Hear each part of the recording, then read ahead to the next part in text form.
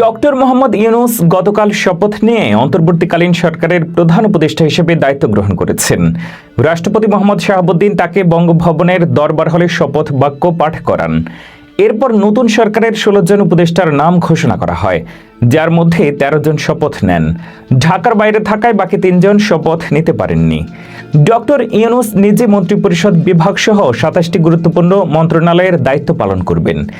এইসব মন্ত্রণালয়ের মধ্যে রয়েছে মন্ত্রিপরিষদ বিভাগ, প্রতিরক্ষা মন্ত্রণালয়, সশস্ত্র বাহিনী, শিক্ষা, সড়ক পরিবহন ও সেতু, খাদ্য মন্ত্রণালয়, গৃহায়ন ও গণপূর্ত মন্ত্রণালয়, ভূমি মন্ত্রণালয়, বস্ত্র ও পাট, কৃষি মন্ত্রণালয়, বিজ্ঞান ও প্রযুক্তি মন্ত্রণালয়, রেলপথ মন্ত্রণালয়, জনপ্রশাসন, বিদ্যুৎ, জ্বালানি ও খনিজ সম্পদ, নৌ পরিবহন, পানি সম্পদ, মহিলা ও শিশু বিষয়ক মন্ত্রণালয়, দুর্যোগ ব্যবস্থাপনা ও ত্রাণ মন্ত্রণালয়, তথ্য ও সম্প্রচার, প্রবাসী কল্যাণ ও বৈদেশিক কর্মসংস্থান, বাণিজ্য, শ্রম ও কর্মসংস্থান, সংস্কৃতি বিষয়ক মন্ত্রণালয়, বেসামরিক বিমান পরিবহন ও পর্যটন মন্ত্রণালয়, মুক্তিযুদ্ধ বিষয়ক মন্ত্রণালয়, পার্বত্য ও চট্টগ্রাম বিষয়ক মন্ত্রণালয় এবং প্রাথমিক ও গণশিক্ষা মন্ত্রণালয়।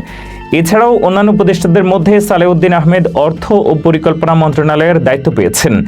ডক্টর আসিফ নজরুল আইন বিভাগ ও বিচার ও সংসদ বিষয়ক মন্ত্রণালয়, আদিলুর রহমান খান শিল্প মন্ত্রণালয়, হাসান আরিফ স্থানীয় সরকার, পল্লী উন্নয়ন ও সমবায় মন্ত্রণালয়, মোহাম্মদ তৌহিদ হোসেন পররাষ্ট্র মন্ত্রণালয় এবং সৈয়দা রিজওয়ানা হাসান পরিবেশ ও বন ও জলবায়ু পরিবর্তন মন্ত্রণালয়ের দায়িত্ব পেয়েছেন।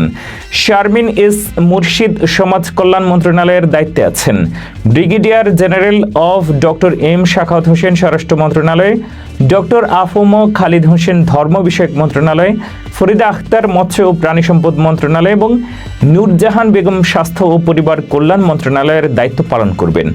বৈষম্য বিরোধী ছাত্র আন্দোলনের সমন্বয়ক নাহিদ ইসলাম ডাক, টেলিযোগাযোগ ও তথ্য প্রযুক্তি মন্ত্রণালয়ের দায়িত্ব পেয়েছেন এবং আরেক সমন্বয়ক আসিফ মাহমুদ সজীব ভূঁইয়াকে যুব ও ক্রীড়া মন্ত্রণালয়ের দায়িত্ব দেওয়া হয়েছে।